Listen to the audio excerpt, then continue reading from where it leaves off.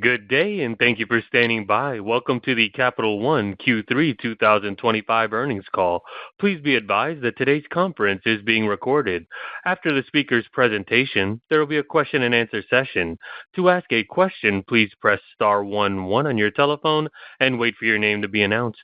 To withdraw your question, please press star 11 again. I would now like to hand the conference over to your speaker today, Jeff Norris, Senior Vice President of Finance. Please go ahead. Thanks very much, Josh, and welcome everybody to tonight's earnings call. To access the live webcast of this call, please go to the Investor section of Capital One's website, CapitalOne.com. A copy of the earnings presentation, press release, and financial supplement can also be found in the Investor section of the Capital One website, CapitalOne.com, by selecting Financials and then Quarterly Earnings Release. With me this evening are Mr. Richard Fairbank, Capital One's Chairman and Chief Executive Officer, and Mr. Andrew Young, Capital One's Chief Financial Officer. Rich and Andrew are going to walk you through this presentation that summarizes our third quarter results for 2025. Please note that this presentation may contain forward-looking statements. Information regarding Capital One's financial performance and any forward-looking statements contained in today's discussion and the materials speak only as of the particular date or dates indicated in the materials. Capital One does not undertake any obligation to update or revise any of this information, whether as a result of new information, future events, or otherwise. Numerous factors could cause our actual results to differ materially from those described in forward-looking statements. For more information on these factors, please see the section titled Forward-Looking Information in the earnings release presentation and the Risk Factor section of our annual and quarterly reports accessible at our website and filed with the SEC. Now I'll turn the call over to Mr. Young. Andrew? Thanks, Jeff, and good afternoon, everyone. I will start on slide 3 of tonight's presentation. In the third quarter, Capital One earned $3.2 billion, or $4.83 per diluted common share. There were multiple adjusting items related to the Discover acquisition in the quarter, including integration costs, intangible amortization expense, and loan and deposit fair value mark amortization. Net of these adjusting items, third quarter earnings per share were $5.95. As expected, we continue to refine our purchase accounting assumptions while we are in the measurement period. In the quarter, our adjustments included a modest increase to goodwill along with other refinements. You can find the revised purchase consideration walk and amortization schedules in the appendix of tonight's presentation. The results in the third quarter were impacted by the full quarter effect of the Discover acquisition. On a GAAP and adjusted basis, revenue in the third quarter increased $2.9 billion, or 23%, compared to the second quarter. Non-interest expense increased 18%, or 16% net of adjustments. And pre-provision earnings were up 29%, or 30% net of adjustments. Our provision for credit losses was $2.7 billion in the quarter. Excluding the $8.8 billion initial allowance build for Discover that we recognized last quarter, provision for credit losses increased about $50 million. Higher net charge-offs from the full quarter impact of Discover was roughly offset by a larger allowance release. Turning to slide 4, I'll now cover the allowance in greater detail. The $760 million of allowance release in the quarter brought the allowance balance to $23.1 billion. Our total portfolio coverage ratio decreased 22 basis points and now stands at 5.21%. I'll cover the drivers of the changes in allowance and coverage ratio by segment on slide 5. In our domestic card segment, we released $753 million of allowance in the quarter. The primary drivers of this quarter's release were continued observed credit favorability in both losses and recoveries, as well as a slight improvement in the forecasted unemployment rate. These factors were partially offset by greater consideration of potential economic downside. The domestic card coverage ratio now stands at 7.28%. The allowance balance in our consumer banking segment was largely flat at $1.9 billion. Growth in the auto business was largely offset by observed credit favorability and continued strong vehicle prices. The ending coverage ratio of 2.26% was down 3 basis points from the prior quarter. And finally, in our commercial banking segment, we released $37 million of allowance in the quarter. The allowance release was largely driven by recent favorable credit performance. The commercial banking coverage ratio declined 5 basis points and now stands at 1.69%. Turning to page 6, I'll now discuss liquidity. Total liquidity reserves ended the quarter at $143 billion, down roughly $1 billion from last quarter. Our cash position ended the quarter at $55.3 billion, $3.8 billion lower than the second quarter. Our preliminary average liquidity coverage ratio increased slightly during the third quarter to 161%. Turning to page 7, I'll cover our net interest margin. Our third quarter net interest margin was 8.36%, 74 basis points higher than the prior quarter. Recall that in the second quarter, the partial quarter benefit from the acquisition of Discover was roughly 40 basis points. The full quarter of Discover in the third quarter drove approximately 45 basis points of incremental net interest margin. The remaining increase in NIM in the quarter was largely driven by higher yield on legacy Capital One domestic card loans and one additional day in the quarter. Turning to slide 8, I will end by discussing our capital position. Our Common Equity Tier 1 capital ratio ended the quarter at 14.4%, approximately 40 basis points higher than the prior quarter. Income in the quarter was partially offset by $1 billion in share repurchases, dividends, and an increase in risk-weighted assets. In the third quarter, we completed our bottoms-up capital assessment for the combined franchise. Based on the results of that analysis, we believe the long-term capital need of the combined company is 11%. Now that we've completed this work, our board of directors has approved a new repurchase authorization of up to $16 billion of the company's common stock. This new authorization becomes effective today and supersedes our previous repurchase authorization. In addition, we expect to increase our quarterly common stock dividend from 60 cents per share to 80 cents per share beginning in the fourth quarter, subject to board approval. With that, I will turn the call over to Rich. Rich? Thanks, Andrew, and good evening, everyone. Slide 10 shows third quarter results in our credit card business. Credit card segment results are largely a function of our domestic card results and trends, which are shown on slide 11.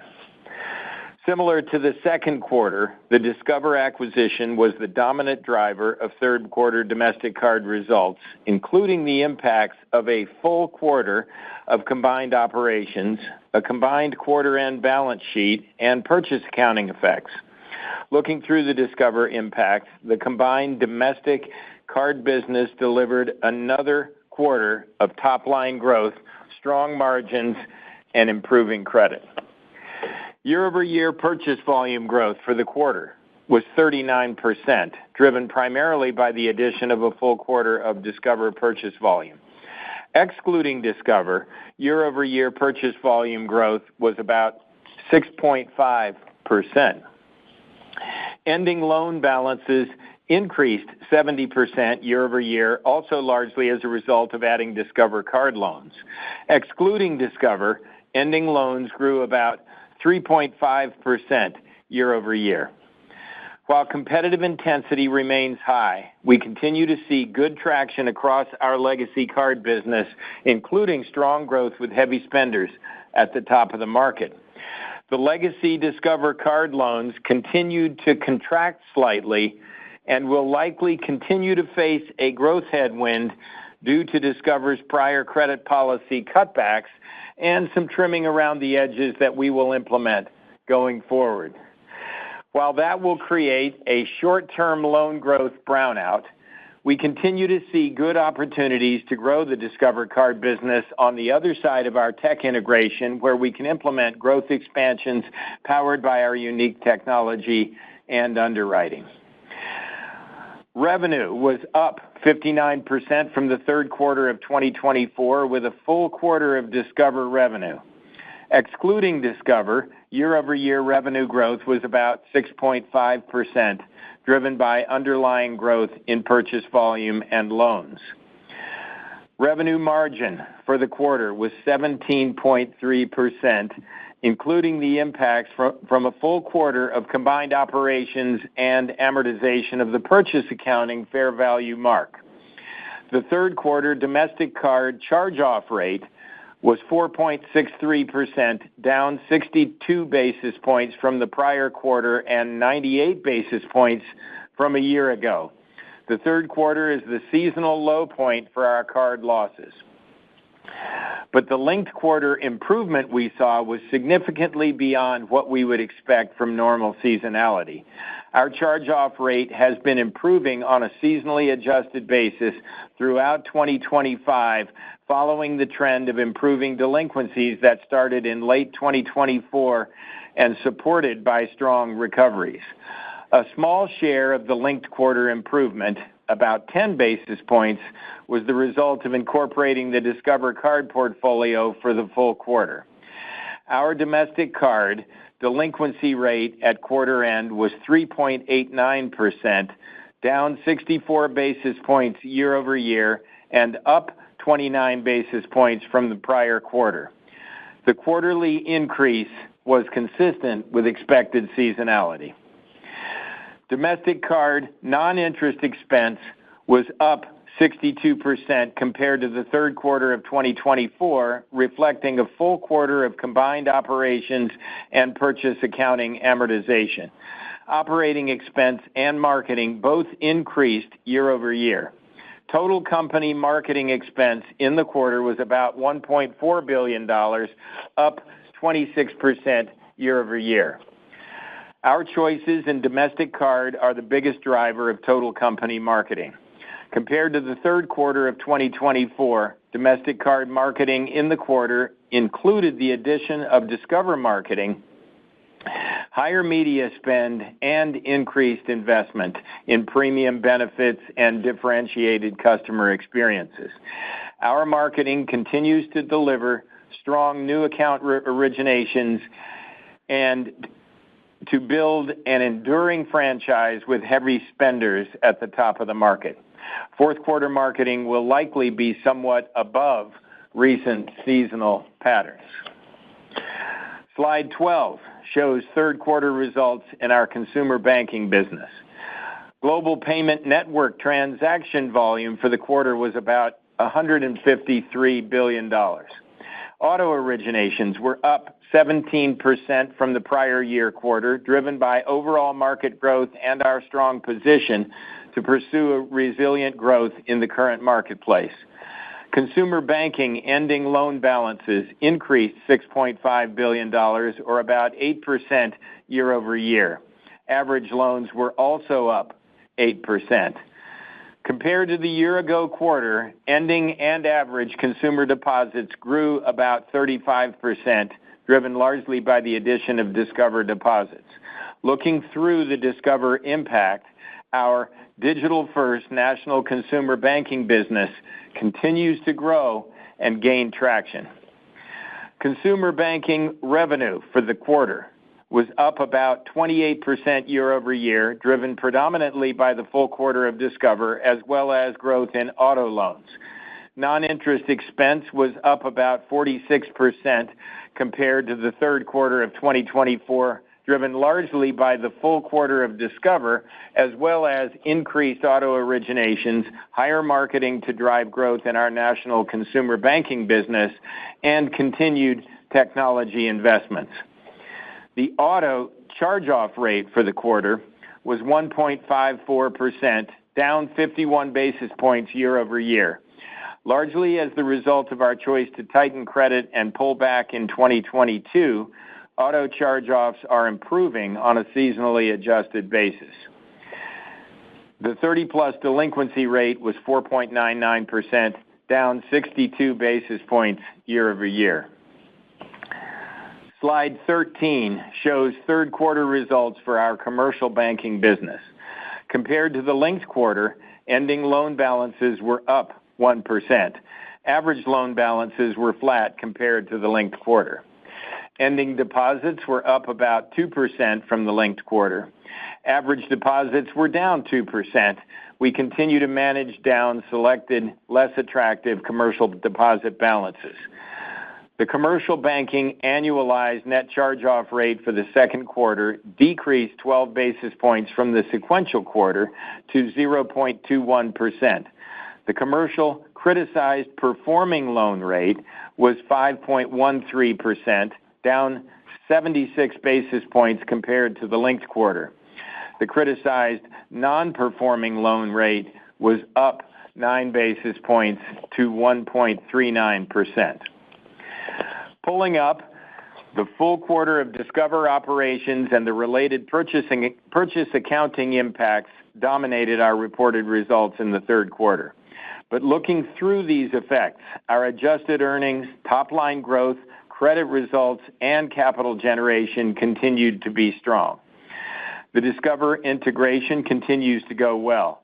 We continue to expect that integration costs will be somewhat higher than our original estimate, and we remain on track to deliver $2.5 billion in combined synergies. Revenue synergies are largely driven by moving our debit business to the Discover network. That effort is going well, and we expect it to be largely completed in early 2026, so we expect revenue synergies to ramp up in the fourth quarter and in early 2026. We're also making good progress on operating expense synergies. Many expense synergies are linked to platform conversion events, which happen at various points throughout the integration period, with some conversions coming closer to the end of integration.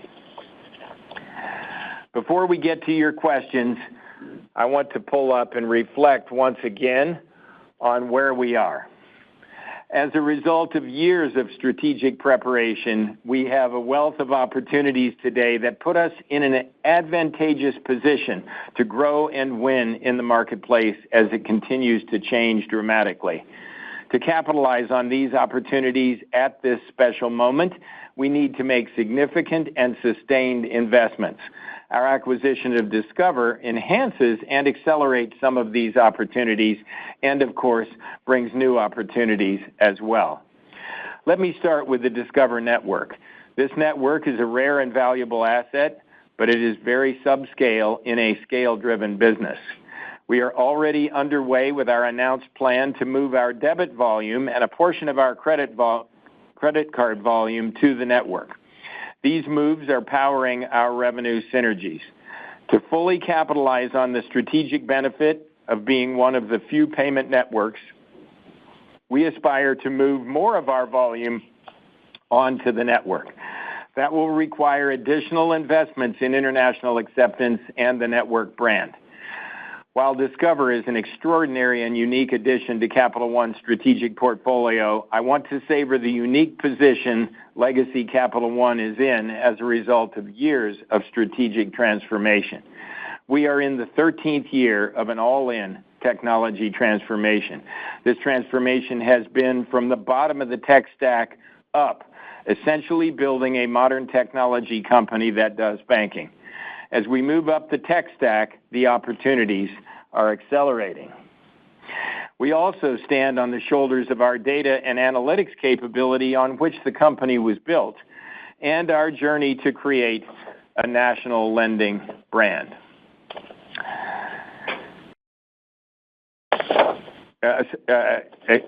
Just a national brand. One of the most unique journeys at Capital One has been the building of our national retail bank. We have built what we believe is the bank of the future, with full-service digital banking capabilities enhanced by thin physical distribution of showroom branches in iconic locations. We are the only major bank building a national bank organically, and we are enjoying a lot of traction. Having our own debit network accelerates this journey. But an organic growth model requires a lot of investment in marketing for many years, and those investments are growing. Let me turn to our credit card business. We are one of a very small number of players who are sustainably investing to win at the top of the market with heavy spenders. The fastest growing part of our card business is with these heavy spenders. But it is very clear that winning in this part of the market takes a lot of sustained investment in standout products, amazing customer experiences, access to exclusive events, and a premium brand. It is not lost on us that our biggest competitors in this space have hugely stepped up their levels of investment, and we need to do the same. And a new front in this battle will be AI-driven experiences. We are gearing up for that. As we moved up the tech stack, we are finding accelerating opportunities in new growth vectors. Some of the ones you have seen are Capital One Shopping, Capital One Travel, and Auto Navigator. These opportunities are growing rapidly, and we are investing to seize the moment in the marketplace. All of these opportunities stand on the shoulders of our modern technology stack. We continue to invest significantly in those shoulders. There are a small number of large modern technology companies fully in the cloud, built on modern applications and data. They are in a unique position to win as the world continues to evolve. We are one of them. Since the beginning of our technology transformation, our journey has been focused on bringing AI into the heart of the business. Many companies will be bringing in third-party AI applications which will help transform how work is done. But transforming the business model of banking with AI requires AI to be deeply embedded in the technology, operations, processes, risk management, and customer experiences of the company. That is what we have been working backwards from for all of these years in our tech transformation. These opportunities require significant investment in AI and AI talent, and we are doing that. Having founded this company and spent these many years building an adaptive company to capitalize on the rapidly changing marketplace, I am struck by the opportunity all around us. But I also know what it took to get here, and that was investing what it takes to be in a position to win. Our opportunities are many, and they are large, but so too is the investment to get there. But these investments will also be the basis for our sustained growth and strong returns over the longer term. The opportunities we are describing here have been years in the making, and you have heard me talking about them for quite some time. Importantly, the earnings power of our combined company that we envision on the other side of the deal integration is consistent with what we assumed at the time of our deal announcement, even though some individual variables have moved along the way. We are excited for the opportunities that lie in front of us. It is our imperative to lean in and capitalize on them. And now we'll be happy to answer your questions. Jeff? Thanks, Rich. We'll now start the Q&A session. As always, as a courtesy to other investors and analysts who may wish to ask a question, please limit yourself to one question plus a single follow-up. If you have any follow-up questions after the Q&A session, the investor relations team will be available after the call. Josh, please start our Q&A. Thank you. As a reminder, to ask a question, please press *11 on your telephone and wait for your name to be announced. To withdraw your question, please press *11 again. One moment for questions. And our first question comes from Sanjay Sakhrani with KBW. You may proceed. Thank you. Rich, seems like great momentum in the business, but there's been a lot of chatter about the health of the consumer, some of the cracks we've seen, particularly in subprime and maybe even specifically in auto. Maybe you could just talk a little bit about what you guys are seeing. And we hear a lot about sort of underemployment and looking at these employment stats and maybe just having the reality sort of delineate from what we're seeing from the broader macro. So could you just talk about what you guys are seeing and how you see the path forward? Thanks. Yes, Sanjay. Let me start with the health of the consumer. The U.S. consumer and the overall macroeconomy have been quite resilient so far in 2025. The unemployment rate has ticked up a bit recently, but remains quite low by historical standards. Layoffs and new unemployment claims are low and stable. Wages are growing in real terms, and debt servicing burdens remain stable and close to pre-pandemic levels. But I do think we're in a period of elevated economic uncertainty. We've seen inflation tick back up. There's uncertainty related to tariffs. We've seen job creation be strikingly slow. Some consumers are feeling pressure from the accumulated effects of price inflation and higher interest rates, which have increased the cost of new borrowing in most asset classes. We're watching closely as student loan repayments and collections resume. And of course, now we're in a government shutdown. So, in that context, let's talk about our credit.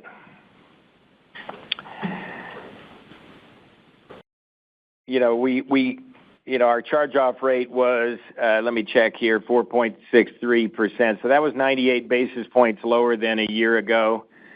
And 19 basis points of that was the result of incorporating the Discover card portfolio into our domestic card segment. But the predominant effect was the steady improvement of charge-offs, both at Legacy Capital One and at Discover over the past few quarters.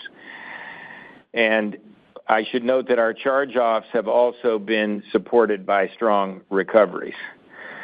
The front book of new originations continues to perform well, with 2024 originations tracking at or below pre-pandemic benchmarks for both Legacy Capital One and Discover. Now, as we look ahead, our delinquencies remain our best leading indicator of near-term credit performance. In Q3, delinquencies moved in line with normal seasonality. Now, this was true both in our Legacy domestic card portfolio and at Discover. So now in auto, our credit has been very strong. And auto losses were 25% lower year over year in the third quarter, and those losses are in line with pre-pandemic levels, and auto delinquencies continue to improve. When we compare the auto results with industry numbers, there is a really pretty striking gap there. And, I think it is probably more indicative of the choices that we've made and some of the technology behind those choices in our auto business. So I think the striking performance of auto is not necessarily a statement about the auto industry, but certainly these are all, positive indicators here. Let me turn to subprime, Sanjay, because you asked about that.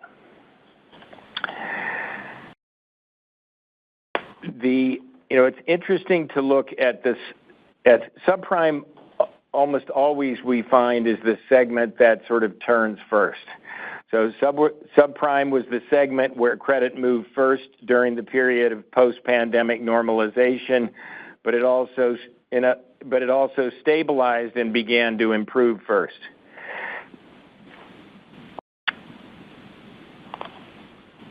So overall, we are finding in our own subprime performance, subprime credit performance is moving in line with prime. So there's not, a lot of indicators there. In the subprime auto, let me move to subprime auto for a minute there. There's been a lot of noise in the subprime auto space pointing to rising delinquency rates. Our own performance in subprime auto has remained stable through this time. And, again, I think this is a product of choices that we made. We anticipated inflated credit scores, normalizing credit, and declining vehicle values. So that led us to pull back pretty significantly back in 2022 and 2023. As a result, our front book vintages have remained stable and in line with pre-pandemic levels. This has been true in our subprime auto segment, just as it has been in our overall auto business. But again, as I mentioned earlier, I think in the auto business, our stable performance is largely the result of our own adaptive underwriting, so it's not really a comment on the performance of subprime across the industry. When we look at some of the credit patterns for look at our credit metrics and then look at it with respect to income stratas, or we look at it relative to FICO scores. When we look at our own numbers, we're not seeing a lot of separation there. The consumer right now on our book, I'm back to the card business now, the consumer on our book tends to be moving in lockstep together. It certainly isn't lost on us that some of the economic metrics out there and some of the things, a little bit more pressure on consumers on the lower end of income, and we'll certainly keep an eye on that, but we're not seeing differential impacts in our portfolio. Next question, please.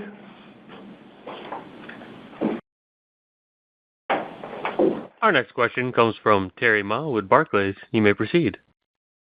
Hey, thank you. Good evening.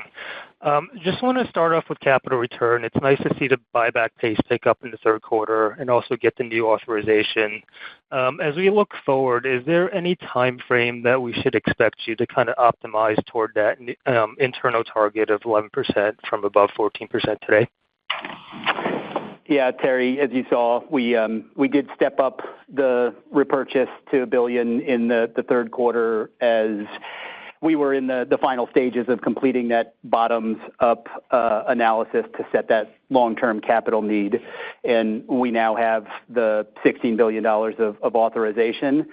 Over time, our actions are going to depend on current and projected levels of capital, but also, very importantly, the environment that's around us at any given time. And operating under the SCB provides us with a great deal of flexibility, and we'll certainly take advantage of that flexibility. So I don't want to be in the business of giving specific guidance as to our plans, primarily because our plans could shift fairly quickly. But I will say, based on what we know today, at least in the very near term, it's reasonable to assume that we'll be picking up the pace of share repurchases from here. Got it. That's helpful. And then, Rich, I think you mentioned the Discover portfolio will face a headwind as you kind of trim along the edges going forward. Kind of any color on what you're kind of looking to trim, and then how long that headwind would kind of persist for? Thank you. Thank you. So this, what I colloquially call the sort of brownout of growth. It reminds me of when I used the term the brownout of recoveries that temporarily happened for a while. What you refer to is really one of three factors in this, quote unquote, growth brownout. So let me just pull up and give context to the whole thing. So following Discover's credit expansion, Discover dialed back meaningfully in their origination programs in 2023, 2024, and into 2025. These pullbacks led the portfolio to contract slightly this year and created a headwind to growth as more, as vintages piled on top of each other, these, relatively smaller vintages, as they mature. So in other words, the growth impacts of tighter originations tend to extend and manifest a few years out. I should note, very importantly, that these pullbacks have also led to improving credit quality in the card portfolio in recent quarters. Now, as we move forward, so the first effect, therefore, of the three is the Discover's dial back, which turned out to be pretty significant and very extended in time period, with a bunch of benefits that came from that, but obvious impact on the growth. Now we get to the second one, which is what you asked about. We will scale back some of their programs on the margin, such as with certain pockets of higher balance revolvers. Let me just comment for a second. We've always had such a reverence for Discover. They built an amazing business. We are very fortunate to, now be together in one company. They have philosophically had a credit policy that leans a little bit more into the revolving side and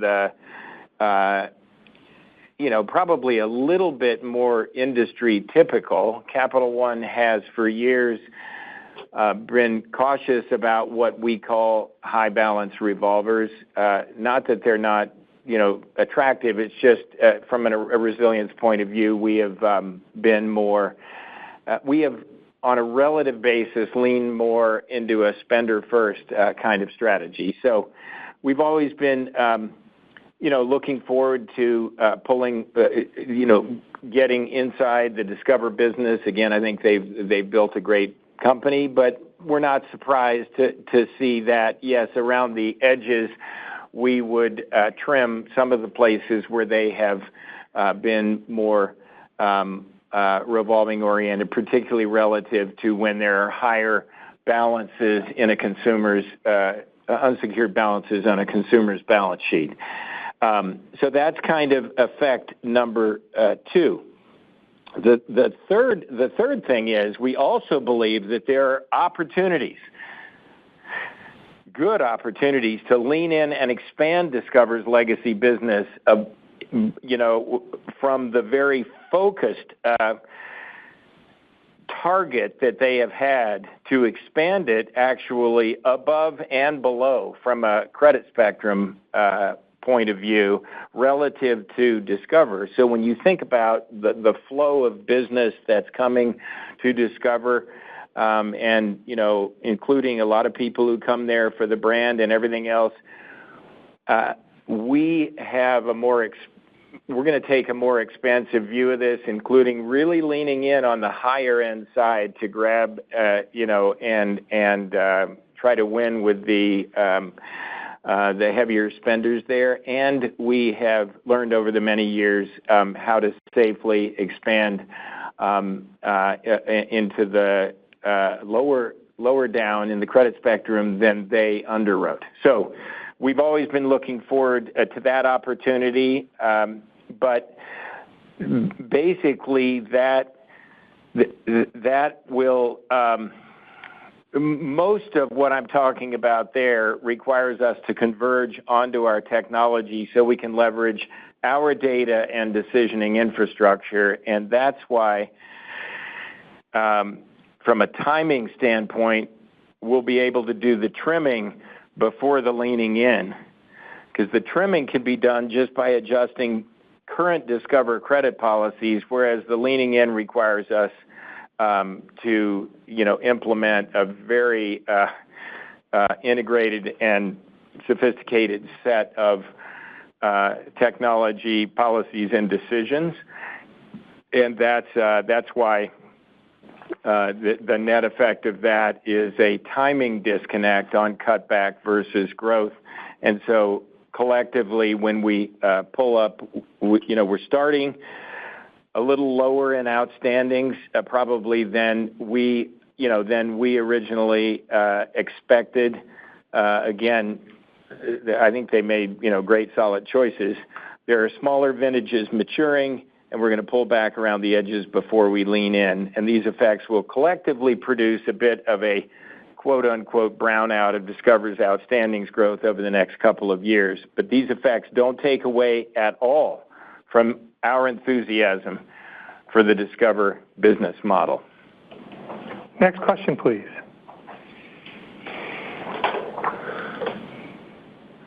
Our next question comes from Ryan Nash with Goldman Sachs. You may proceed. Hey, good evening, everyone. Hey, Ryan. So I have two questions. First one for Rich and then a follow-up after for Andrew. So, Rich, I guess similar to last quarter at the end of the remarks, you spent a decent amount of time talking about investments, and then there was some recognition of, revenue and return that'll come with these.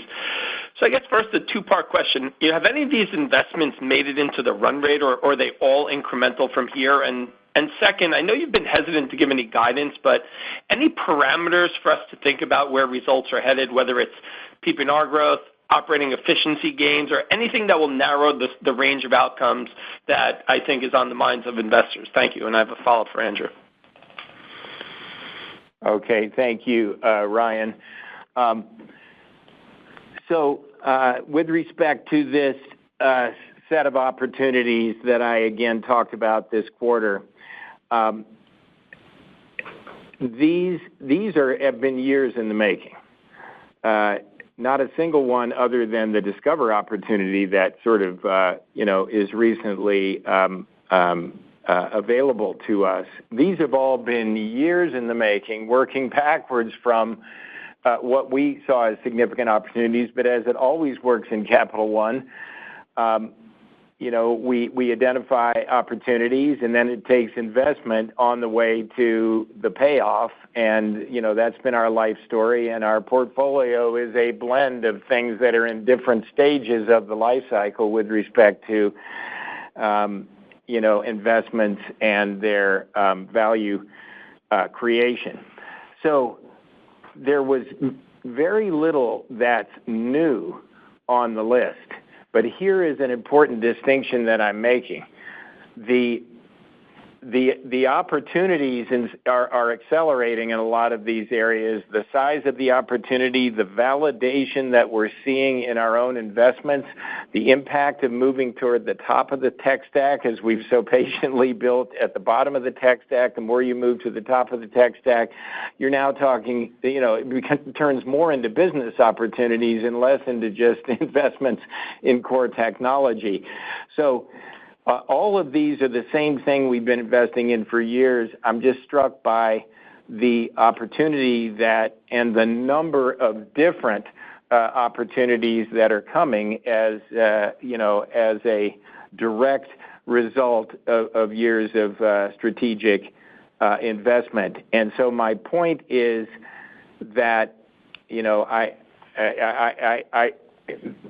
using the same philosophy with which we built Capital One over all of these years, when we see opportunities, we work patiently to invest in opportunities, and then we always, feel the imperative that, when they're there, we've got to really give them what they need, and that's how Capital One is where it is today. But many of the things we've been talking about for a number of years are the actual investment imperative is growing in these. Many of these things are, and the investments associated with them are already in the run rate. But my point is that the incremental investment that we're leaning into is up from where it has been, and that's that to me is something that is I'm very excited about. But I just want to make sure to flag to investors that is what I've always found in the history of Capital One. Opportunities take investment to have them be what they can be, and that's where we are right at the moment. Got it. That's super helpful, Rich. And then, Andrew, when I look, the reported NIM in the high 830s, adjusted just a tad over 840. Now, we all know that 3Q is seasonally strong, but maybe, as we look ahead, help us think about some of the moving pieces on the margin. And, do you think we're at or near a sustainable level for the margin over the medium term? Thank you. Yeah, sure, Ryan. I think describing where we're going is potentially helped by where we've been. So let me just kind of take a little bit of a walk over the course of the last year. So if you look relative to the year-ago quarter, our NIM is up, excluding the fair value marks, I think roughly 130 basis points. And so, about 85 of that, as we've enumerated on the last couple of calls, is from the addition of Discover. The remaining 45 basis points has really been a function of lower funding costs, so lower deposit rate paid, lower wholesale funding mix, and those effects more than offsetting the lower yields on earning assets. And so, as you said, there's seasonal effects in NIM. So looking ahead to the fourth quarter, you've got, card and cash balances. You've got day count in Q1. You've got revolve rate in Q3, as you referenced, being a strong quarter. But if I look outside of any of those quarterly effects, the things that are going to move NIM from here, there's a couple that would move it in either direction, and that's just the relative growth of different asset classes, and then how customers behave in card and retail. One other factor that's uncertain is just how far and how quickly the Fed moves, and that could just bring some beta lag with it, but that effect should, sort itself out over time. And so I really go back to the relative growth of assets and then customer behaviors as being the things that could move it in either direction. But overall, I would say the structural impacts that we've seen over the course of the last year, and in particular the addition of Discover, are now reflected in the run rate that you see here in the third quarter. Thanks for the call. Next question, please. Our next question comes from Richard Shane with J.P. Morgan. You may proceed. Thanks for taking my questions this afternoon. Hey, when we look at the reserve rates and we adjust for sort of the Discover portfolio, your reserve ratios or your reserve rates on domestic card are basically have not been this low since the end of 2022. At that point, delinquencies were materially lower. I realize that the trend on net charge-offs is going to continue, but as you've talked about, the delinquency trend seems to be reverting to normal seasonality, so that cyclical tailwind seems to be abating. Is there much room for additional reserve release? And given that it looks like charge-offs may remain above historic norms, why drift down this much right now? Well, Rick, the movements in any quarter are obviously highly dependent on all of the assumptions that underlie the allowance at the end of the prior quarter, and then as we factor in all of the things that go into setting the quarterly allowance, your drift down comment is just a reflection of the delta between those two numbers. So, I'll start by saying relative to the assumptions at the end of the second quarter, there were three things that impacted the level of this quarter's allowance. First, as Rich talked about in his response to Sanjay, observed credit, including recoveries, were favorable to what we had assumed a quarter ago. And then second, as I said in my prepared remarks, most economic variables in the third quarter consensus forecast are better than what they were a quarter ago, including, I think, peak unemployment in consensus estimates for the third quarter was down something like 15 basis points to around 4.6 now. And so that improved economic baseline improves our view of future losses. Partially offsetting those two tailwinds, we added additional consideration for uncertainties, including economic downside. And so as I look ahead, the dollars will, of course, be impacted by growth. But if I focus on coverage, again, to my NIM answer too, there's always seasonality with the allowance. And in the fourth quarter, we have higher balances that pay down rapidly. But beyond that fourth quarter effect, our expectations are largely going to be driven by our view of future losses. And those future losses are going to be impacted by, economic assumptions and customer behavior. And delinquencies are going to be the best leading indicator of future losses. And so we're going to take all of that into account, and that is what's going to drive what we book for future allowance. Got it. And I appreciate the answer. I think the one variable that may drive this may be the catch-up in terms of recoveries as well, that you may actually outperform on the net charge-off side because of that. Correct. Well, there's two things. One is just the overall anticipated charge-offs, including the recoveries, but also, as you know, with CECL, we undiscount the expected overall recoveries as well, and so that's a tailwind to the current allowance because the quantum of recoveries that we now have is greater than what it was in the 2022 period that you referenced in your question. Got it. Thank you so much. Next question, please. Our next question comes from Moshe Orenbuch with TD Cowen. You may proceed. Great. Rich, I was hoping we could go back to the discussion about the Discover kind of brand and, kind of card and perhaps lump in the installment business as well.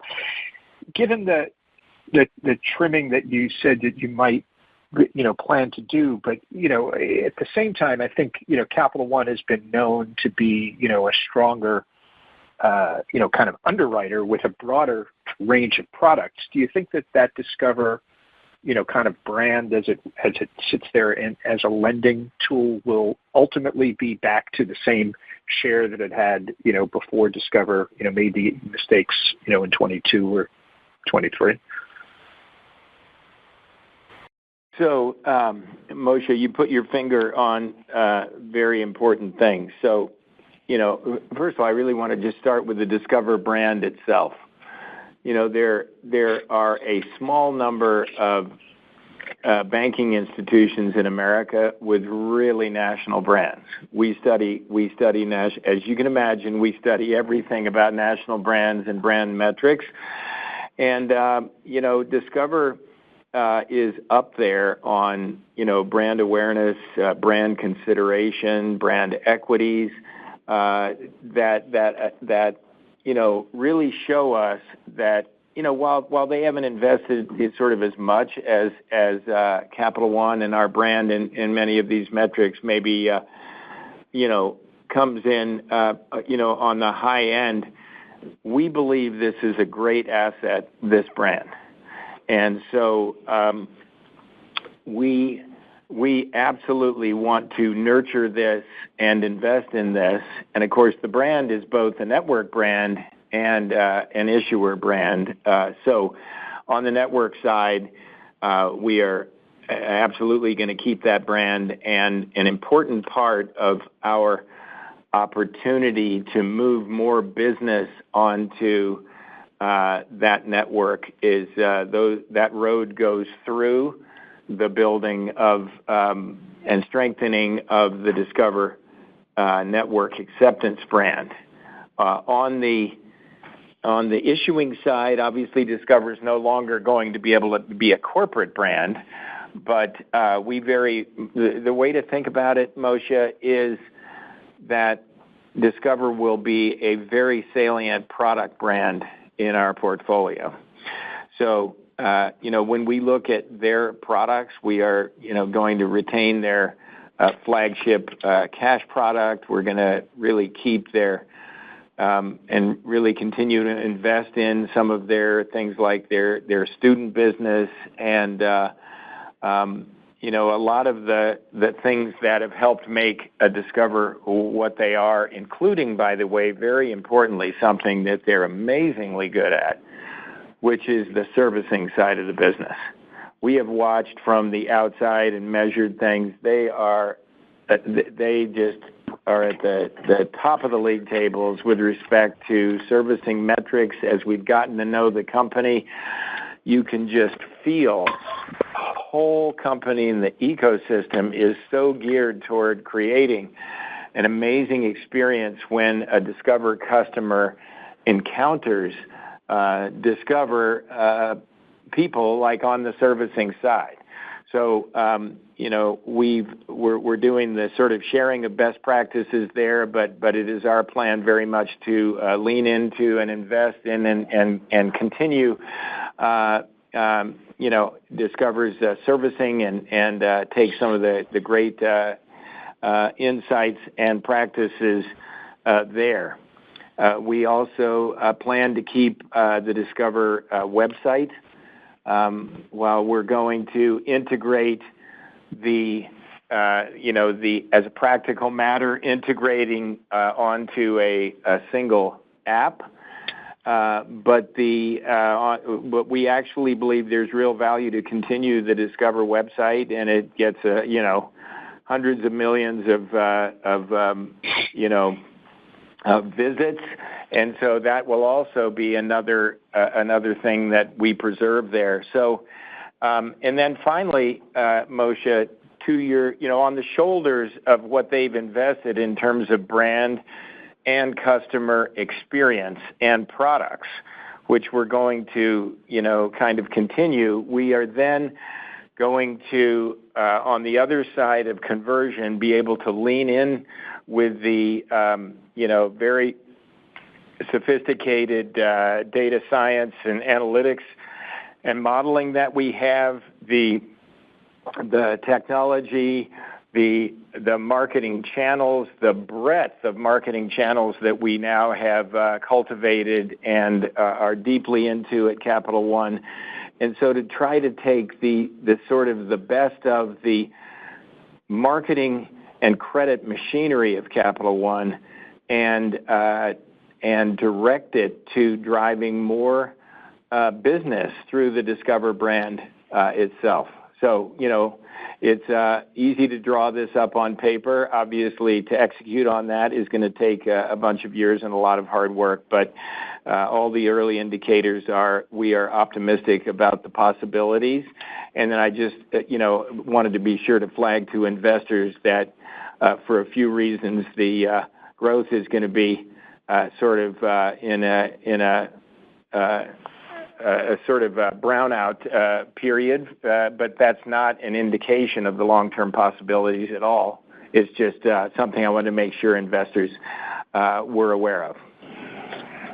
Got it. Maybe just as a follow-up, given what you've seen, over the course of the last few months at the high end, the transactor card business, you've seen kind of product launches or refreshes from three major players, out there, American Express, Chase, and Citi.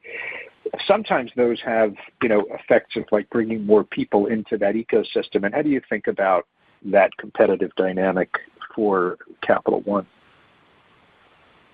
So thank you for your question, Moshe. Let me just start by saying that I believe that what I call the top of the market and, our quest to win at the top of the market, which basically, the heavy spender business, that is not a simple extrapolation for card companies to take what they do and make a bit better products and better ads and spend more.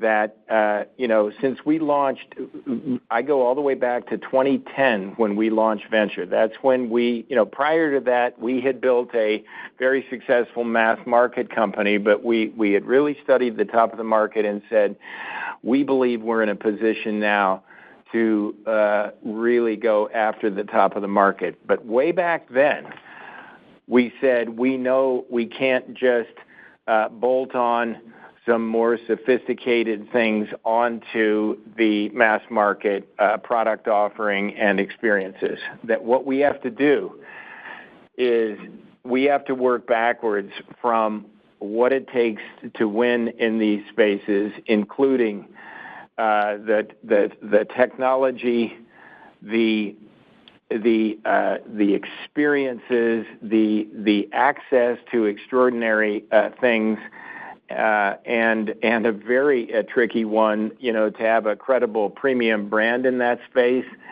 and of course, then Moshe, to create products that can be differentiated and in which we can win.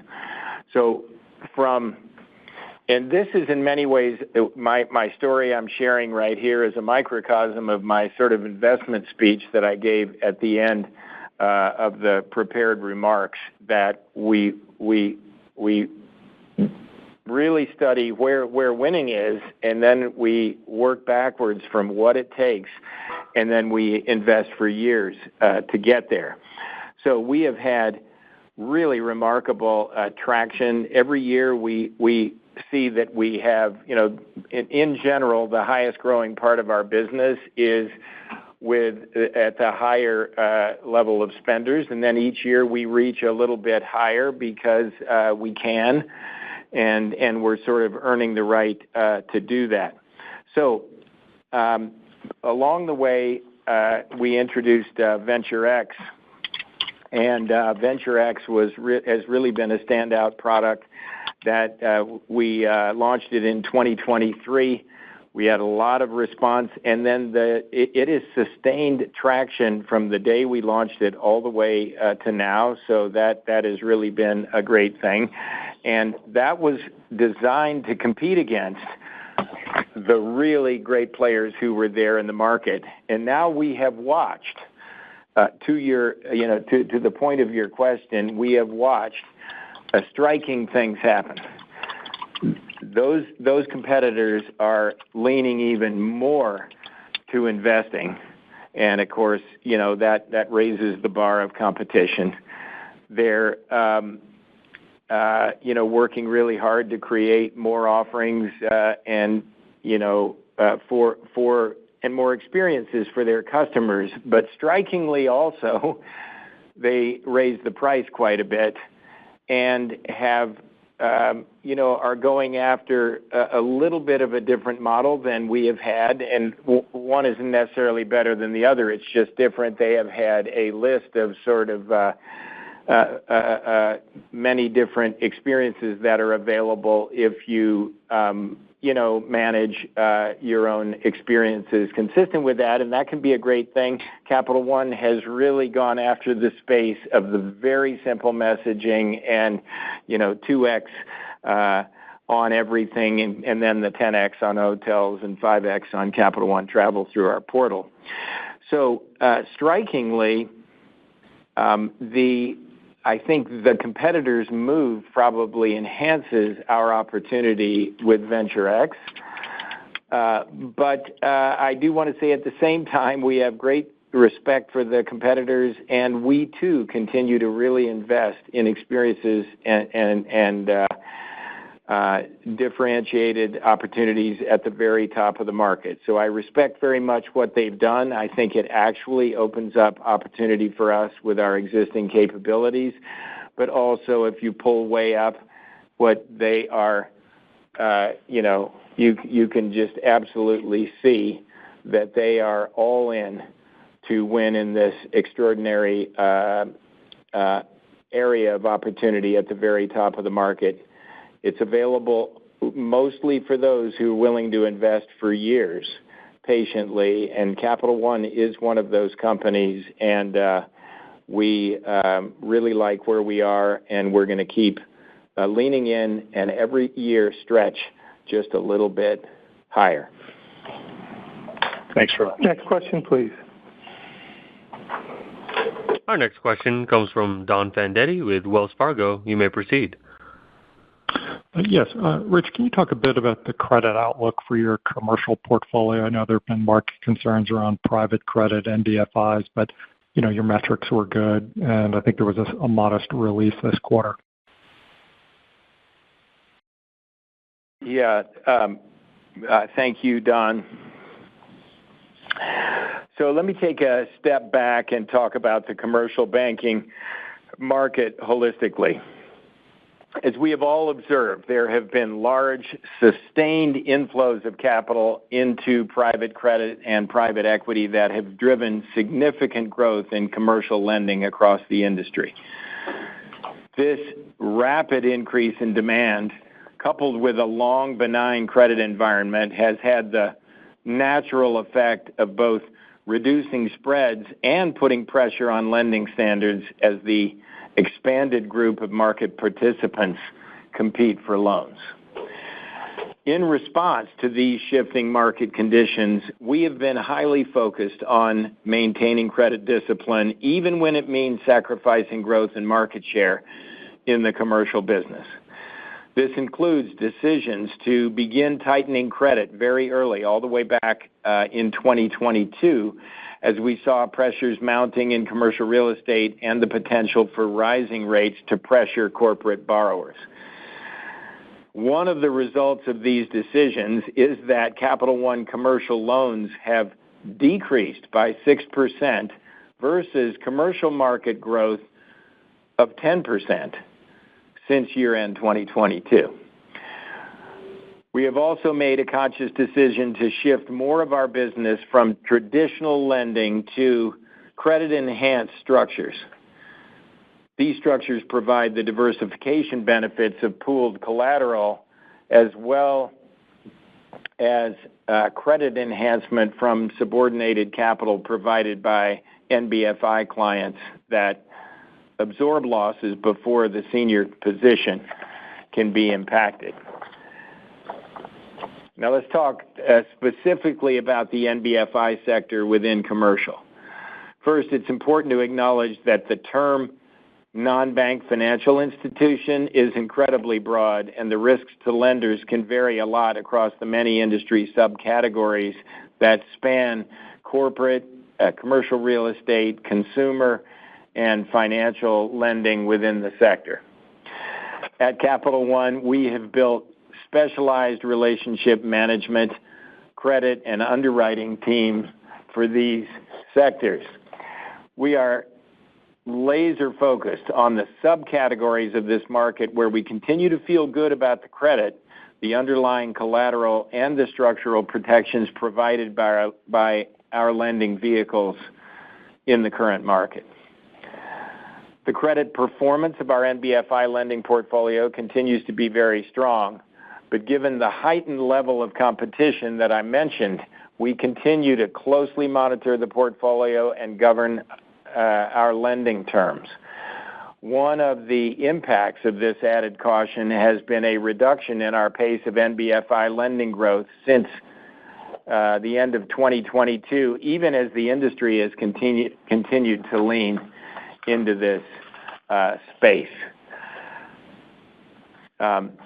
So that's a general view of that industry. We are junkies at Capital One about industry structure.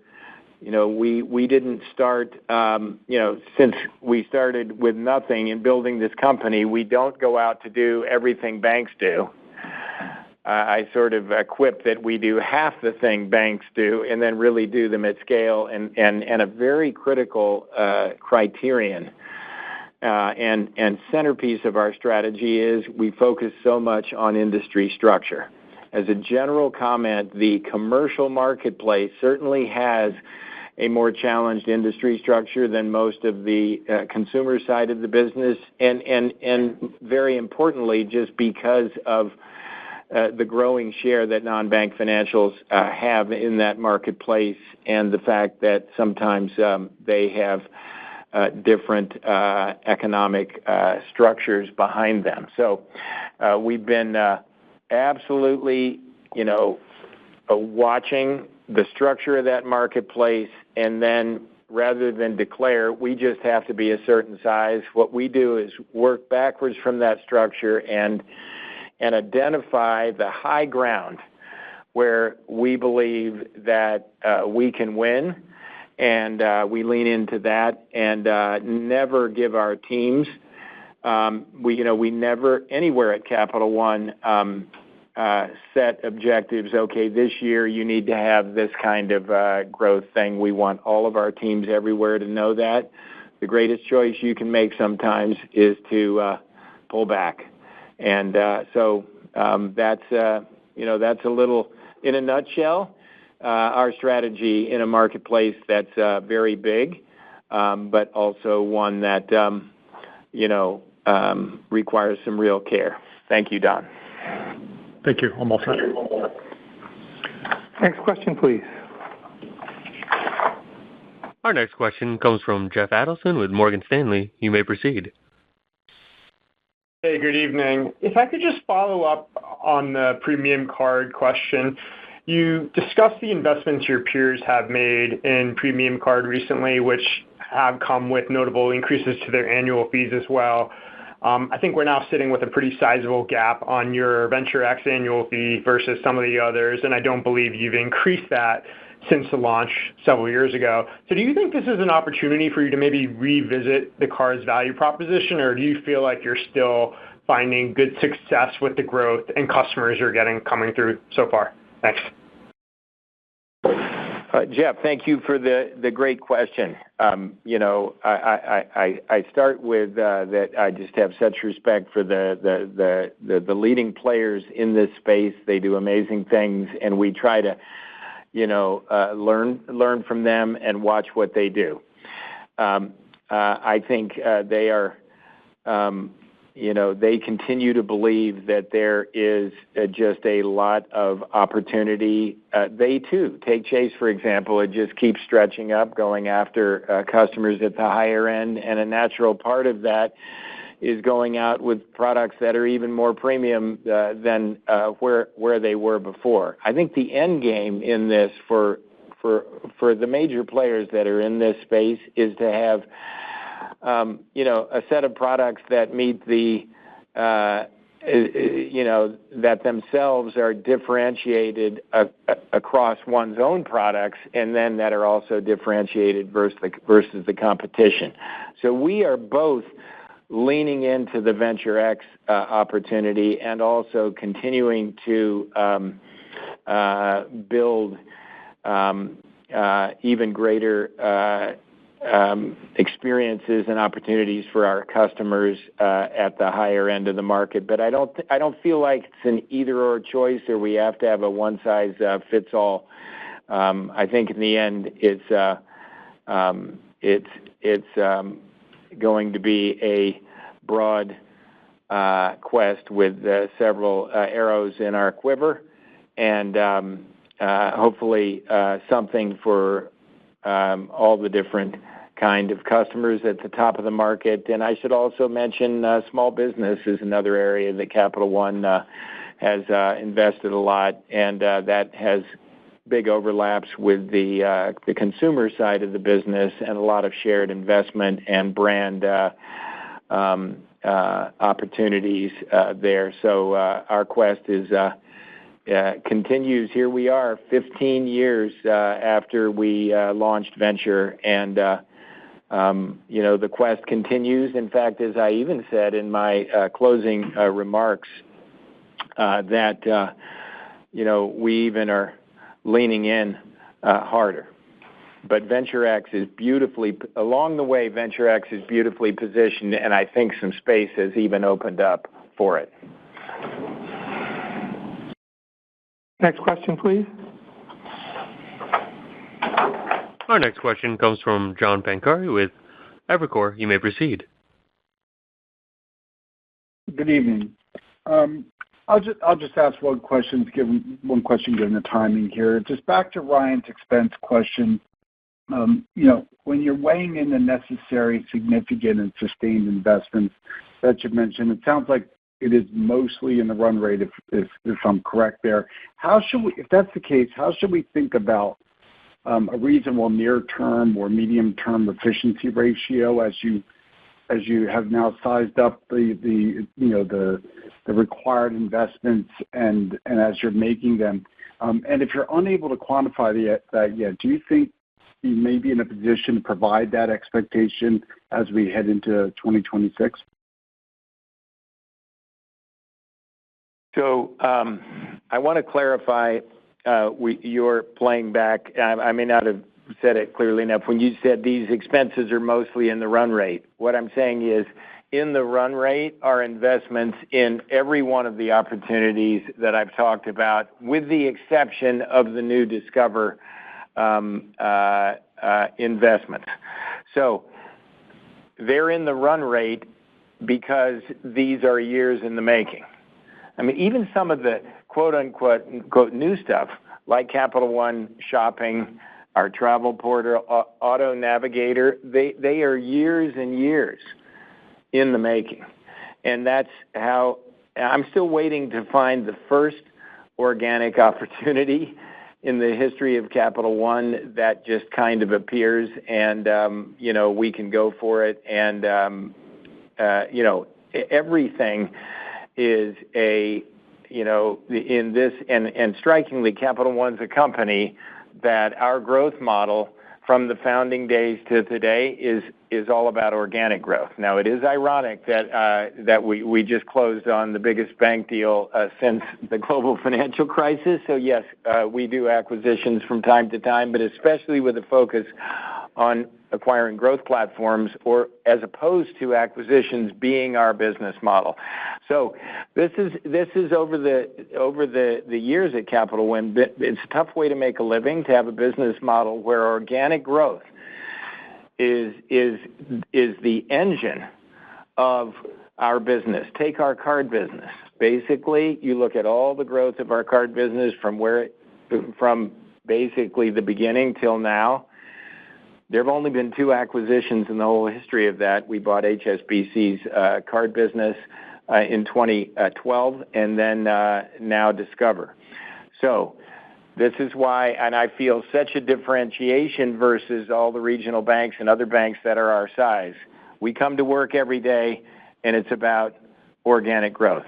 So what that means is a lot of strategy work, really working hard to identify where the growth opportunities are. And then when we see where they are, we work backwards from that, and we tend to go all in to get there, including, patiently for years, almost invariably. From a P&L point of view, you dig a hole before the payoff comes, and we have a portfolio of places, of opportunities where we're in the hole digging stage, and others that are in the acceleration stage, and some in the mature, really paying off stage. So as I said, pulling up on this, I am struck by the fruits, the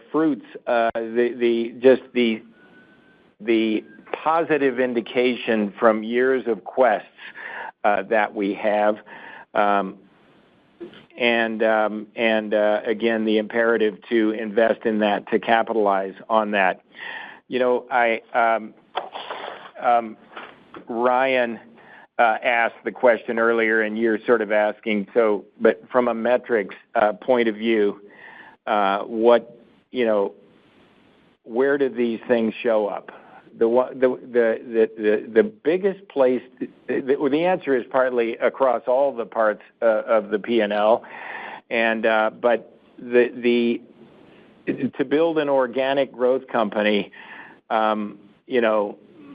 there's a word in there which is growth, and that is where Capital One is very focused with everything that we do. So the payoff for much of the stuff that we're investing in longer term shows up in terms of growth. Now, by the way, one of the striking things about the investment in the tech transformation is that unlike most cases in business where one has to do a trade-off, do you want to be that over time, or do you want to be that? Do you want to have that capability over time? What we find is when we say, we want to be a growth company, we want to be have amazing customer experiences, we want to be fast to market, we want to have better efficiency, we want to have world-class risk management. The striking thing is, and this is different from just about any other occasion I've seen in business, this is an occasion where the journey to any of those objectives goes through the same path. It's the same shared path. The first 99% is the same. The last mile is different. But that path is the transformation of our technology in the company. That's the path we're down, which is why on the other side of it, we see opportunities that are exciting across growth opportunities, customer experiences, efficiency benefits, breakthroughs in credit, fraud, risk management, lots of, and then ultimately now transformed through AI. So when we think about the metrics, the long-term biggest beneficiary is growth, revenue growth. Along the way, there's a lot of investment in operating costs, also in marketing. And the timing of those, many of the investments tend to come before some of the growth. So in many ways, those investments put a little pressure on things like efficiency ratio in the shorter term. But you can see from the historical journey of Capital One, actually, if you look back to when we started our tech journey and invested so heavily in an extraordinary rebuilding of the company, we've had a number of efficiency benefits along the way. So anyway, that's just a window into the choices that we're making and how they might play out over time. Next question, please. Thank you, Rich. Our next question comes from Erica Najarian with UBS. You may proceed. Hi, good evening. My questions have been asked and answered. Thank you. Thanks, Erica. Thank you. And our final question comes from John Hecht with Jefferies. You may proceed. Afternoon. 2 questions. First one is just the other expense line item had like a step function upward, obviously first full quarter of Discover. But is there a way for us to think that is there a part of that that's integration expense, and is there a way to think of the what accounts for other expense? Yeah, John, there's really 3 main things going on in there. One is just the run rate of what Discover expenses would be otherwise categorized in our bucket of other. In addition to that, there's some of the integration expenses. And then the third piece is recall that there were some things that I talked about in last quarter's call around business changes and reporting alignment that was going to impact the operating efficiency by roughly 90 basis points and the total efficiency by 50 basis points that were P&L neutral, but making those geography changes, and one of the elements fit into that line item as well. So that's causing all 3 of those forces are causing a bit of lumpiness in that line item this quarter. Okay, that's very helpful. Appreciate that. And then, Rich, you did talk about your private commercial credit markets. I'm wondering if you could talk about your opinion on the influence that private credit is having on consumer finance at this point in time.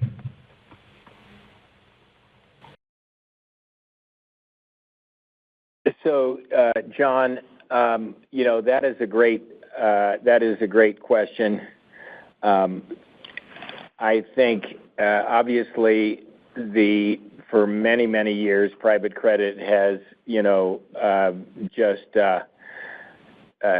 so much of all of its energy has gone toward the commercial side of the business. We're on high alert, obviously watching some of the things going on the consumer side of the business. Also, we participate from a business point of view in our NBFI business with some lending in that space. But I don't have a huge strategic assessment to share with you at this point. I think it's much earlier days, and there's certain aspects of the consumer business, most notably credit cards, that don't lend themselves as naturally to private credit. But again, whereas other things like installment loans and in many ways auto lending being installment loan closed-end kind of business models lend themselves more to that. So, I think I really appreciate your question. We're all going to need to watch carefully in that space. And, we need to both watch it from a defensive point of view, but also, as always, from an opportunity point of view as well. Thanks for your question, John. That concludes our Q&A session this evening. I just want to close by thanking everybody for joining the conference call today, and thanks for your interest in Capital One. Have a great evening. Thank you. This concludes today's conference call. Thank you for your participating, and you may now disconnect.